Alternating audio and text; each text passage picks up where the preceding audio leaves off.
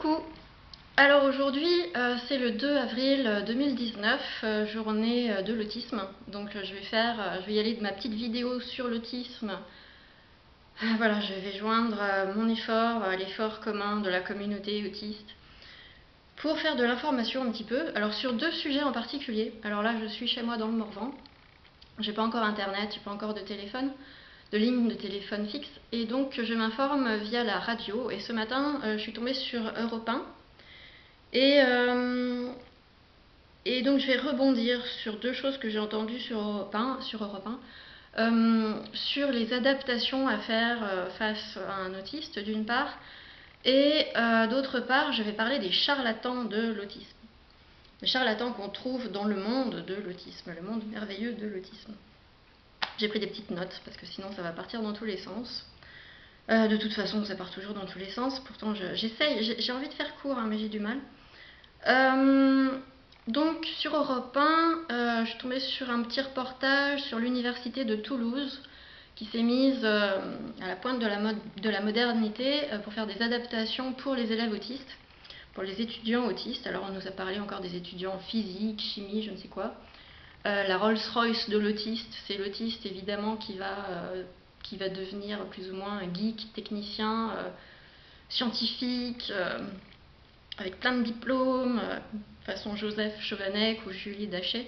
Alors on n'est pas tous blindés de diplômes, nous ne sommes pas tous de grands surdoués. C'est malheureux mais c'est comme ça.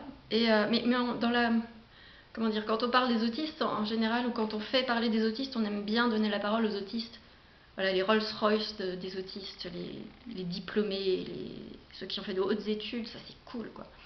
Et puis les autres, moi j'ai juste mon bac, c'est pas très intéressant, c'est pas très glamour quoi. Je suis dans le Morvan, en plus dans une vieille ferme, je suis pas maquillée. Bref. Et puis ma façon de m'exprimer est pas forcément super. Alors, moi j'ai fait des efforts pour m'exprimer, j'ai de faire des efforts pour m'écouter un petit peu. Ça sera une adaptation cool à faire face à une autiste. Donc, je crois que c'est le président de l'université, peut-être le directeur, le président, je ne sais plus qui expliquait que face à un autiste, quand on ne connaît pas l'autisme, on est susceptible de faire des erreurs, même quand on est plein de bienveillance. Et donc c'est quelque chose que j'ai eu l'occasion de remarquer depuis que j'ai pris conscience que je suis autiste et que je me suis fait diagnostiquer, que j'ai commencé à dire autour de moi que je suis autiste. J'ai rencontré ces dernières années pas mal de gens qui disent connaître l'autisme, qui croient connaître l'autisme, qui seraient censés connaître l'autisme, entre autres parce qu'ils ont des enfants autistes. Parfois ils ont lu des choses sur l'autisme, parfois pas, mais quand on leur dit voilà je suis autiste, ils disent ah oui, oui je connais. Alors nous, en tant qu'autiste, on dit ah c'est génial, il connaît, il va pouvoir s'adapter.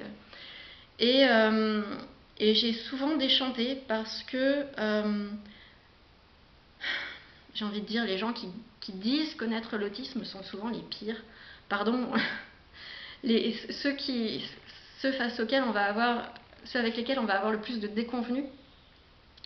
Parce que ces gens croient en général qu'il suffit d'avoir de la bienveillance et de la gentillesse avec un autiste pour que tout se passe bien. Il suffit de nous traiter comme tout le monde et puis tout va bien se passer. Que c'est la seule chose qui nous est due, que c'est la seule adaptation à faire en face de nous, c'est juste de nous traiter comme tout le monde. Parce qu'après tout, on est comme tout le monde. On est des êtres humains comme tout le monde, oui. Mais c'est comme de croire que la bienveillance peut remplacer un fauteuil roulant pour une personne paraplégique. Ça provoque pas mal de quiproquos, de difficultés de communication quand une personne bien intentionnée, bienveillante, gentille, s'imagine que toute sa bienveillance et toute sa gentillesse vont suffire pour ainsi dire à faire disparaître mon autisme. Et que si je continue à avoir des attitudes de retrait entre guillemets, c'est juste parce que je le veux bien, c'est juste parce que finalement c'est peut-être que je fais pas assez d'efforts de mon côté pour m'intégrer, parce qu'à partir du moment où on est gentil avec moi, je devrais m'intégrer comme ça quoi. Hein? Bah oui. Donc voilà, on s'imagine qu'il suffit d'être gentil avec moi pour que mon autisme disparaisse. Et que si je continue à faire l'autiste, c'est parce que je le veux bien. parce que j'ai vraiment envie de rester toute seule dans mon coin. La bienveillance, c'est bien. C'est ce qui est dû à tous les êtres vivants, en fait, la bienveillance. C'est pas juste ce qu'on doit aux handicapés, on le doit à tout le monde.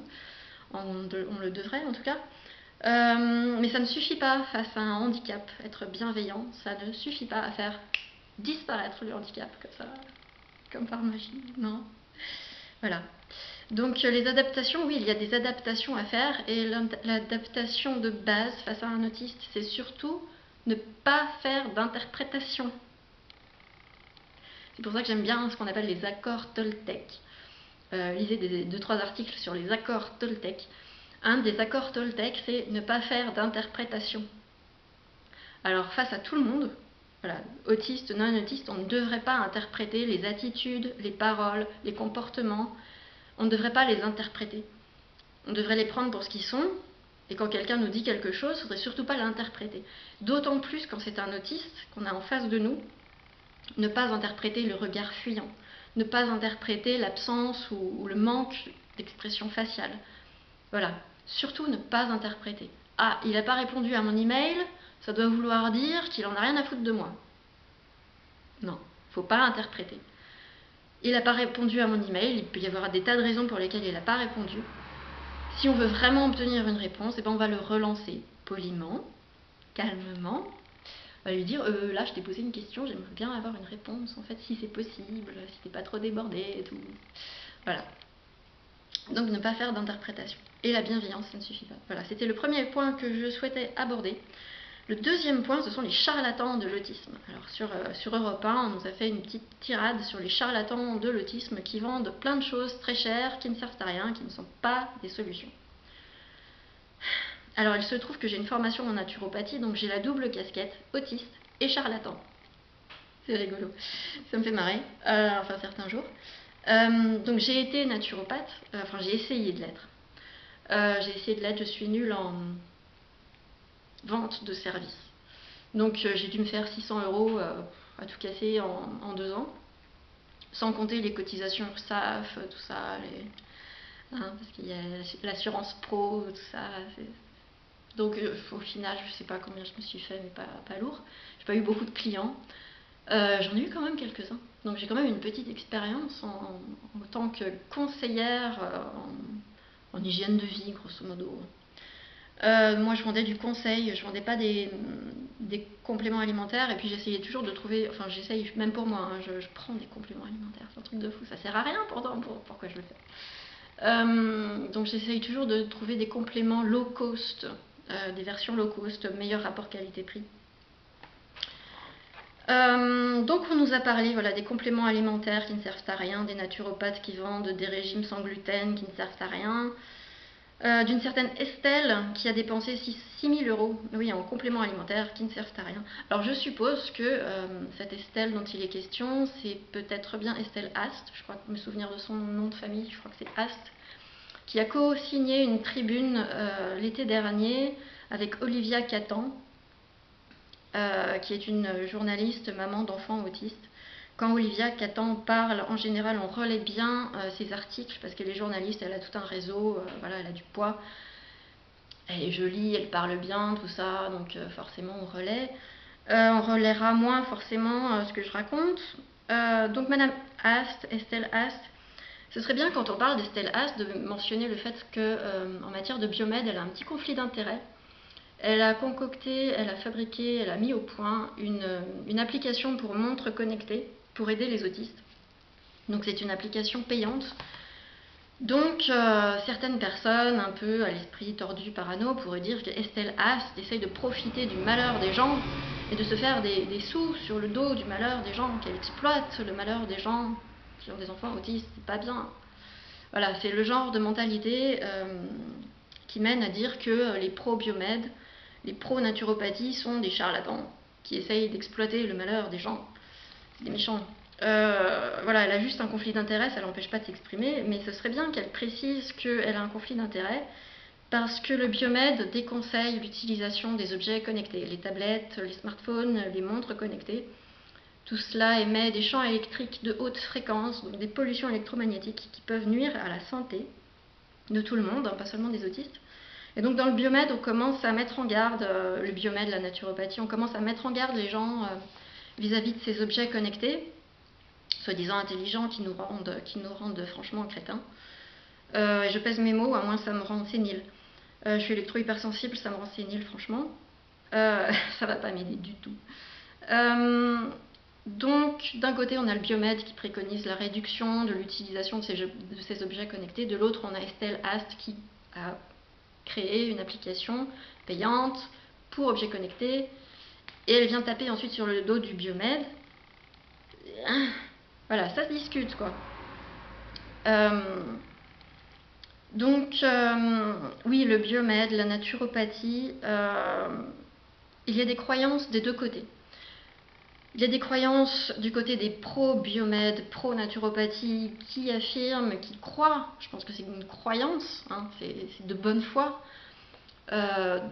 cette croyance qu'on va pouvoir guérir l'autisme avec, alors que ce soit avec du packing, hein, chez les psychanalystes, on croit, il y a beaucoup de croyances dans le milieu de l'autisme, qu'on va pouvoir guérir l'autisme comme ci, comme ça.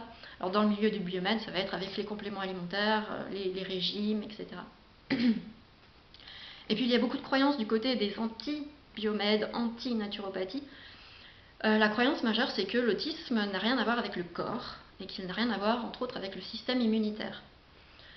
C'est ballot parce que l'autisme est un trouble du développement qui affecte tout le corps, le système nerveux, le système endocrinien, le système digestif, le système immunitaire, la flore intestinale.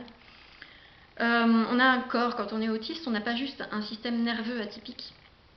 C'est tout le corps qui est atypique et qui nécessite des adaptations. De la même façon que sur le plan de la communication, sur le plan comportemental,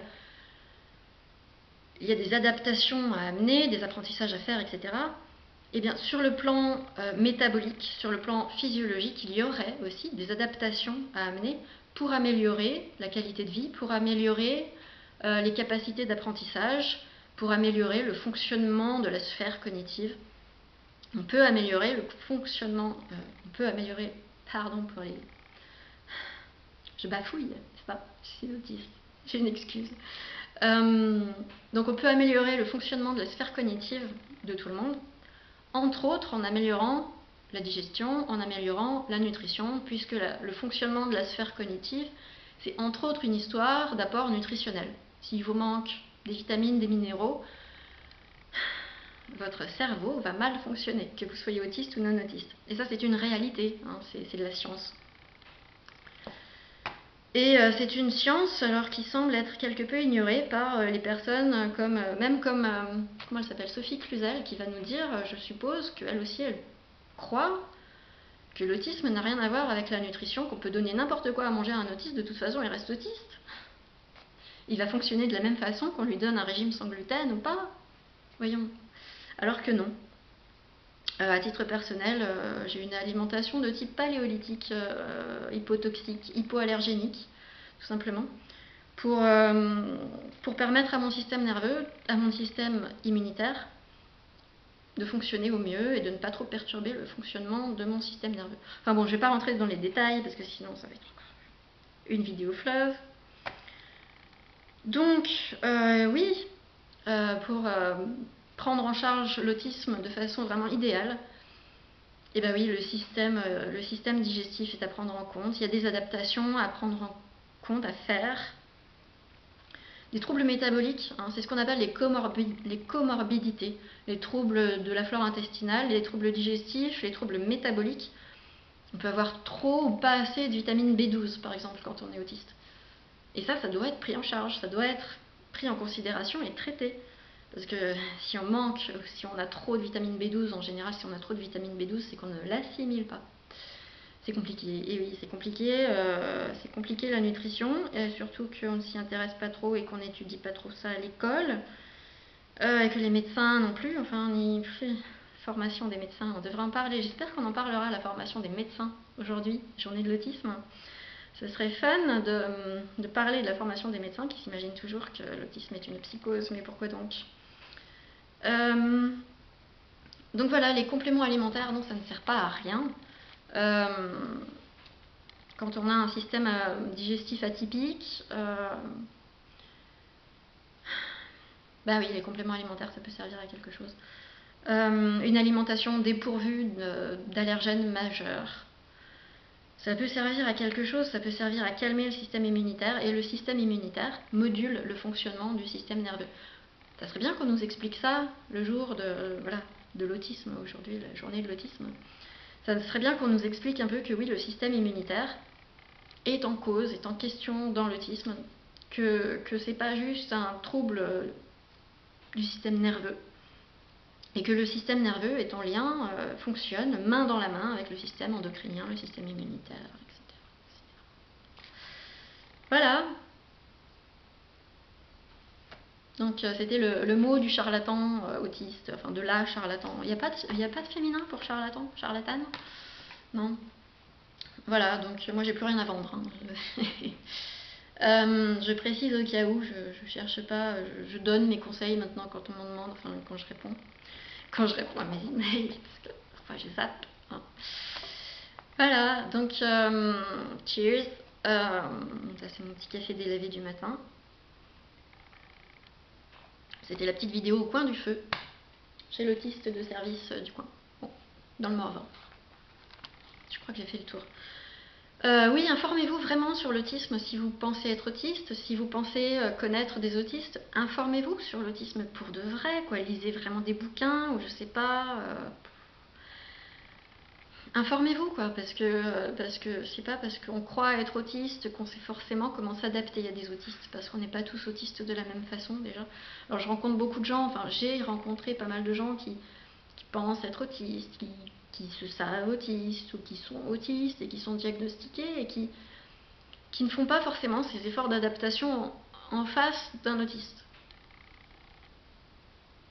Voilà, par exemple, ne pas se formaliser de l'absence d'expression faciale, ne pas se formaliser de ce genre de choses, ne pas faire d'interprétation. Voilà, quand quelqu'un donne des conseils en matière de naturopathie, ce n'est pas forcément un charlatan qui essaye d'exploiter la misère du monde. Ben non, c'est pas forcément. Ça peut être quelqu'un de bien intentionné. C'est fou, hein. Voilà, à la prochaine.